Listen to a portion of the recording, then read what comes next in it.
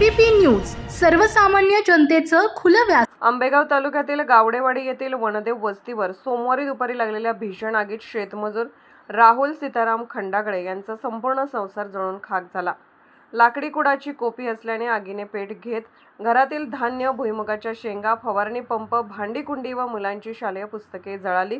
या दुर्घटनेत उदरनिर्वाहाचा आधार असलेल्या 7 गाभण शेळ्या व लहान करडे होरपळून दगावले, तर घरासाठी काढलेली सुमारे 60,000 रुपयांची रोकडही आगीत भस्मसात झाली। महसूल विभागाच्या पंचनाम्यानुसार सुमारे 6 लाख रुपयांचे नुकसान झाले असून आगीचे कारण अद्याप अस्पष्ट आहे। पीडित खंडागळे कुटुंबाला शासनाकडून तातडीने आर्थिक मदत द्यावी अशी मागणी ग्रामस्थांनी केली आहे। एबीपी न्यूज नेटवर्कसाठी प्रतिनिधी सदानंद शेवाळे, मंचर।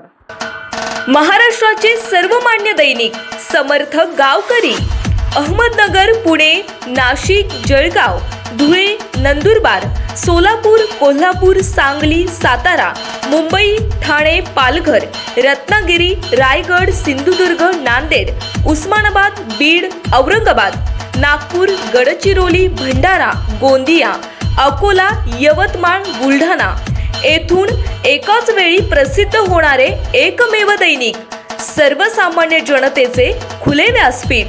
संपादक आहेत विश्वासराव आरोटे। मोबाईल नंबर आहे 94 23 38 85 08। दुसरा मोबाईल नंबर 94 23 46 72 72। तिसरा मोबाईल नंबर 75 88 15 0001।